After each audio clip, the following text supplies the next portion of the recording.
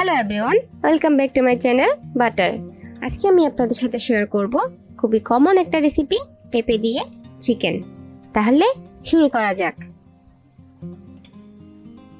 কাঁচা পেঁপে এভাবে টুকরো টুকরো করে কেটে নিয়েছি। এর চেয়ে বড় সাইজের কাটলে সেদ্ধ হতে বেশি সময় লাগবে। প্রথমে পেঁপেগুলো ভেজে নেব। সেজন্য কড়াই গরম করে তেল দিয়ে দিচ্ছি 4 টেবিল চামচ। তারপর সামান্য নুন হলুদ দিয়ে ভেজে নেব।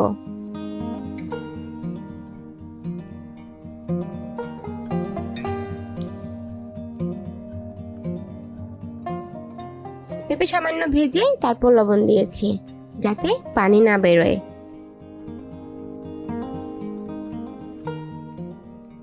পেঁপে ভাজা হয়ে গেছে, এক পাশে তুলে রাখছি।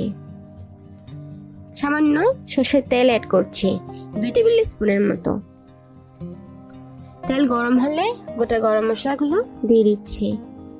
এখানে 3 টুকরো দারচিনি, 5-6টা এলাচ, 4-5টা লবঙ্গ আর সামান্য শাহি জিরা আছে। 2-3টে তেজপাতাও দিয়ে দিলাম সাথে। 30 সেকেন্ডের মতো ভেজে পেঁয়াজ অ্যাড করব। পেঁয়াজ দিচ্ছি হাফ কাপ আর কাঁচামরিচ 6-7টা। পেঁয়াজ হালকা বাদামি রং করে ভেজে নেব।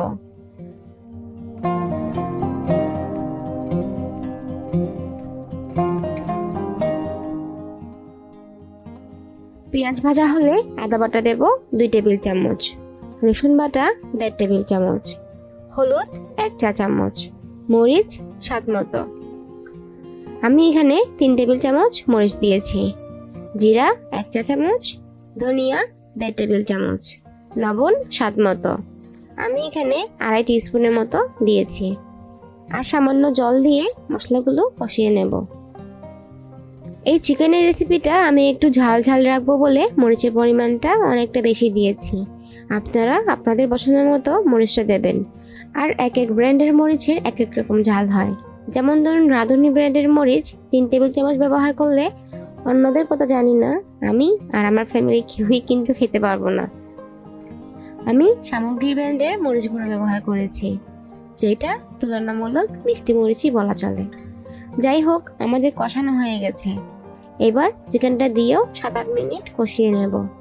এখানে 1.5 কেজি থেকে সামান্য বেশি চিকেন নিয়েছি আর পেঁপে 500 গ্রামের মতো নিয়েছিলাম। এই সার্ভিং এ 13-14 জন মানুষ খেতে পারবেন।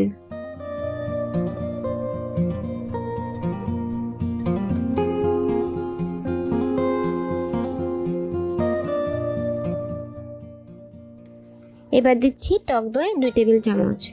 ভালোভাবে ফেটিয়ে তরকারিতে দেব যাতে তরকারি ছাড়া ছাড়া না হয়ে যায়।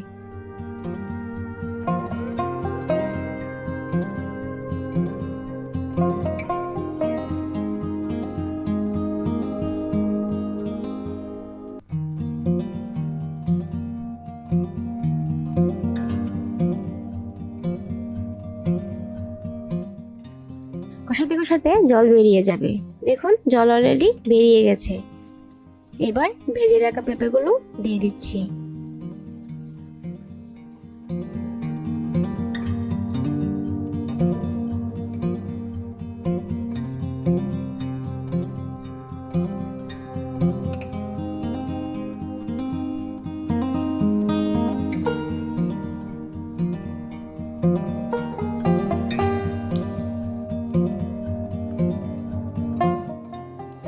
পেঁপে আর চিকেন ভালোভাবে কষানোর পর এবার দেব আজকের স্পেশাল ইনগ্রেডিয়েন্ট।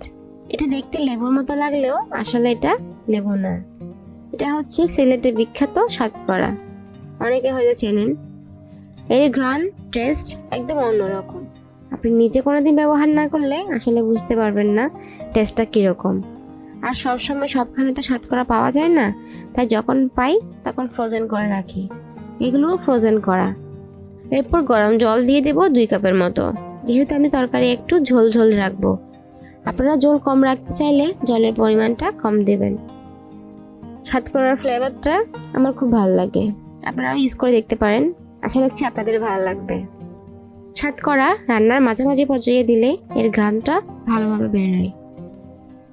এরপর চিকেন পেঁপে সব সেদ্ধ না হওয়া পর্যন্ত রান্না করব। যেহেতু আমরা ব্রয়লার চিকেন দিয়ে রান্নাটা করছি সেহেতু সময় বেশি লাগবে না, 10 থেকে 12 মিনিট রান্না করলেই হবে। তারপরও পেঁপেটা একটু চেক করে দেখবেন সেদ্ধ হয়েছে কিনা, না হলে 15 মিনিটের মতো চা করলেই হবে। সবার শেষে 1 চা চামচ গরম মশলা দিয়ে দমে রাখবো আরো 10 মিনিট।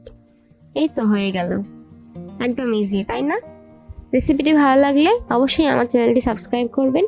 সবাই ভালো থাকবেন বাটারের সাথে। Thank you, bye by.